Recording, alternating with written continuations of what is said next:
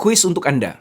Ada 3 kategori negara berdasarkan konteks inovasinya. Ada yang most innovative countries, negara paling inovatif, ada innovative countries, negara inovatif, dan ada least innovative countries, negara yang paling tidak inovatif. Menurut Anda, Indonesia masuk ke dalam kategori yang mana? Kayaknya bukan most innovative countries ya. Oke, kalau kita lihat dari urutan negara-negara di Asia, ternyata yang masuk ke dalam kategori most innovative countries adalah Singapore, South Korea, dan Japan. So, Indonesia pasti masuk ke kelompok innovative countries dong, iya kan? Ternyata enggak. Di dalam kategori itu ada China, Malaysia, Thailand, Vietnam, Mongolia, dan India. Lah, terus Indonesia di mana? Ya di kategori least innovative countries, negara yang paling nggak inovatif.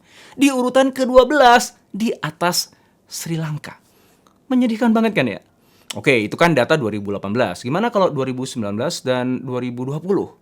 Ternyata sama aja posisinya. Kita itu dalam 3 tahun berturut-turut 2018, 19, dan 2020 ada di urutan ke-85 dari negara-negara di dunia dalam konteks inovasinya. Nggak berubah. Oke, kalau di Asia pasti bergeser dong ya. Yang sebelumnya 12 pasti naik kan? Ya, bergeser, betul. Tapi nggak naik, malah turun.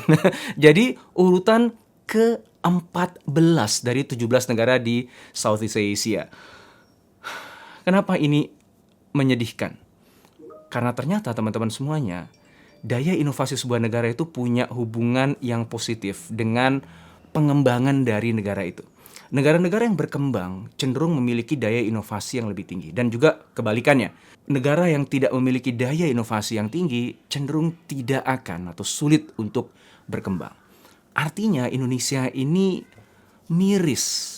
Kenapa? Karena kemampuan kita untuk nanti bertumbuh jadi negara berkembang tertahan karena daya inovasi yang terbatas. Dan ini celaka untuk masa depan anak cucu kita.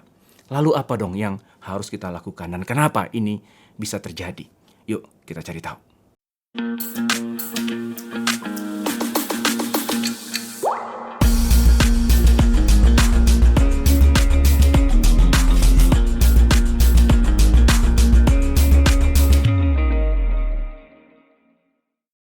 Sekarang kita lihat data yang lainnya. Kalau sebelumnya saya tunjukkan kepada Anda Global Innovation Index, sekarang saya akan tunjukkan Global Competitiveness Index, yang mana mengukur daya competitiveness ya, daya kompetisi dari sebuah negara dibandingkan dengan negara yang lain. Indonesia ada di urutan ke-45. Ini data tahun 2018. Oke, so 2019 naik atau turun menurut Anda? Ternyata jawabannya adalah turun. Turun jadi 50. Ranking ke-50. Jadi kita turun 5 poin. Dan ini juga menyedihkan karena sama seperti Global Innovation Index, ternyata Global Competitiveness Index juga punya korelasi positif dengan income yang diperoleh oleh negara itu. Jadi semakin tinggi daya kompetisinya, maka peluang untuk negara itu memiliki income yang lebih tinggi pun juga semakin besar. Dan juga kebalikannya, ketika daya kompetisinya rendah, maka kemampuan untuk mendapatkan income juga ikut turun. Dan kalau kita lihat dari apa aja sih item-item yang membentuk indeks competitiveness tadi, ada 13. Dan menurut Anda, dari 13 item tadi, mana yang skornya paling rendah di Indonesia? Ternyata, innovation capability. Yap, diikuti dengan ICT adoption. Jadi ini mengkonfirmasi bahwa memang Indonesia dari sisi kemampuan inovasi itu rendah banget.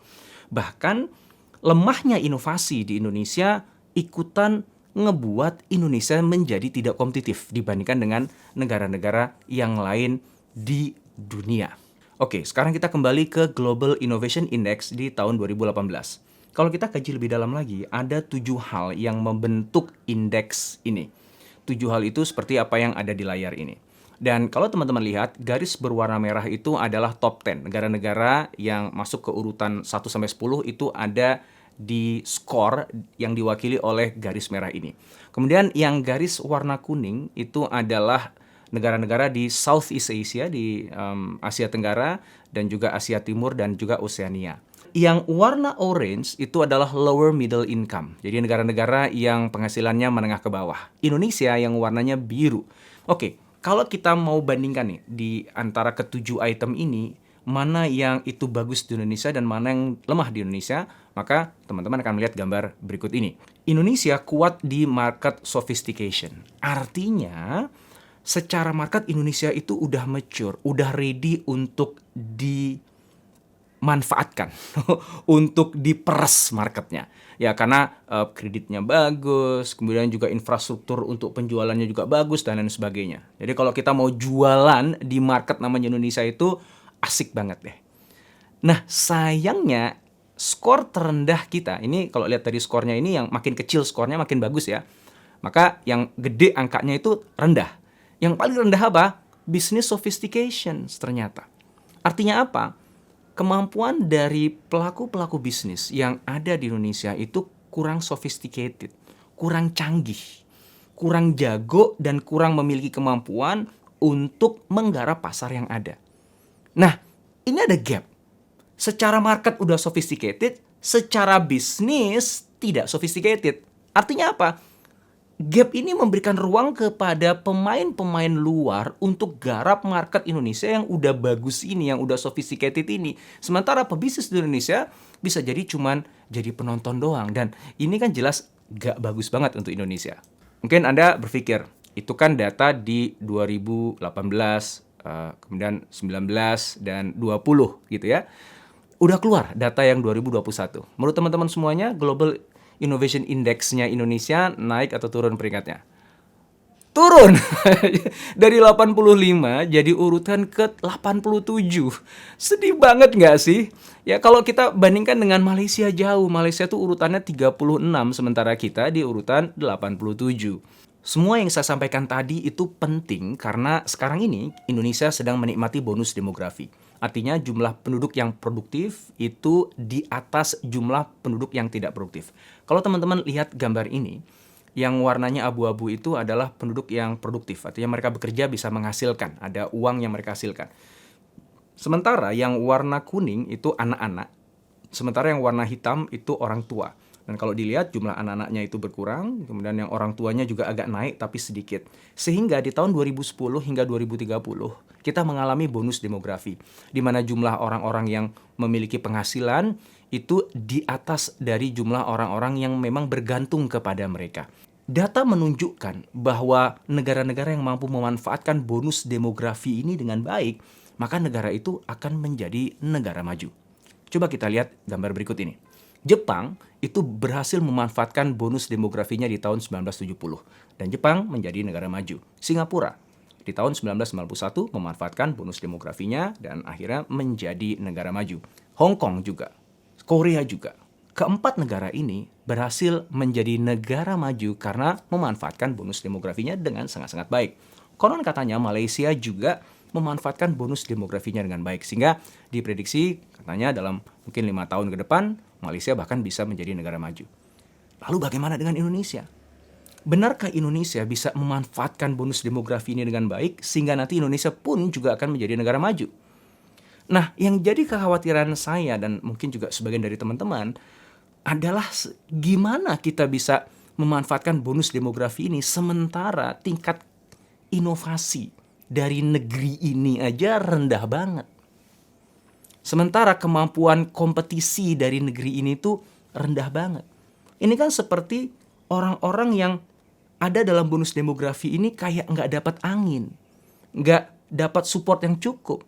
Kita tidak hidup di negara yang inovatif. Kita tidak hidup di negara yang kompetitif.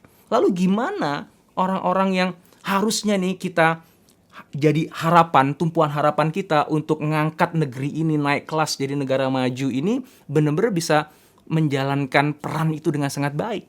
Nah itu kan yang jadi pikiran dan keresahan kita semuanya. Lalu pertanyaan yang muncul adalah kenapa gitu? Kok Indonesia berada dalam posisi yang sebegitu buruknya? Apakah karena sistem pendidikan kita yang memang tidak memberikan ruang pada kreativitas? Atau mungkin karena budaya kita punya budaya senioritas misalnya yang membuat akhirnya anak-anak muda mungkin nggak berani untuk speak up kepada yang lebih senior dibandingkan mereka.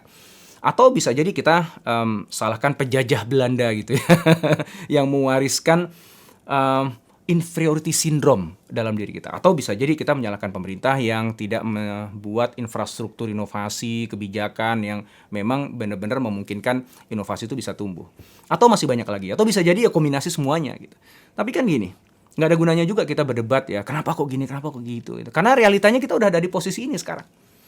Maka menurut saya akan lebih baik, lebih positif kalau kita fokus aja kepada apa yang bisa kita lakukan sekarang. Ya, masih ada harapan kok. Nah, contohnya misalnya gini, kalau kita lihat data yang lain, kebetulan kalau World Economic Forum yang mengeluarkan Global Competitive Index itu memang dia di tahun 2020 dia tidak mengeluarkan indeksnya, 2021 juga enggak karena ada pandemi ya. Tapi ada satu lembaga lain, AMD, yang mengeluarkan indeks kompetitif juga. Nah, ini mungkin bisa kita lihat sebagai alternatif dari Global Competitiveness Index yang dikeluarkan oleh World Economic Forum ya. Yuk kita lihat. Di tahun 2020, Indonesia mengalami penurunan dari urutan ke-32 menjadi urutan ke-40. Demikian juga negara-negara tetangga kita juga turun ya. Semuanya turun ya gara-gara pandemi. Yang menarik adalah di 2021, kalau menurut AMD, ternyata tingkat competitiveness-nya Indonesia tuh naik. Dari 40 menjadi 37. Ya, walaupun ya negara tetangga juga ikut naik. Tapi kita lumayan naiknya 3 poin ya. Malaysia naiknya hanya 2 poin. Kenapa begitu? Konon katanya karena Indonesia lebih resilient secara ekonomi sehingga walaupun dihantam oleh pandemi, Indonesia masih tetap bisa bertumbuh. Nah, saya ngelihat data ini sebagai beacon of hope ya, sebagai sebuah sinar harapan yang membesarkan hati kita bahwa kita masih punya peluang kok. Ya betul bahwa kalau lihat dari indeks competitiveness-nya WF, World Economic Forum, kemudian juga Global Innovation Index-nya yang kita turun. Tapi bukan berarti kita akan terus turun kan. Akan ada masa di mana akan terjadi turnover, ya, akan terjadi sebuah titik lompatan atau inflection point. Dan saya meyakini itu. Hanya memang kapan waktunya kita nggak tahu. Dan saya rasa tugas kita lah untuk mempercepat, mengakselerasi inflection point itu. Ini adalah pekerjaan besar. Kita nggak bisa menyerahkan begitu saja dengan pemerintah untuk menyelesaikan semuanya. Bahkan kepada perusahaan-perusahaan besar untuk kemudian membangun inovasi di negeri ini. Atau kepada sekolah, kampus, atau bahkan ormas. Setiap orang di negeri ini harus ikut serta. Ikut membangun, membudayakan inovasi dimanapun mereka berada.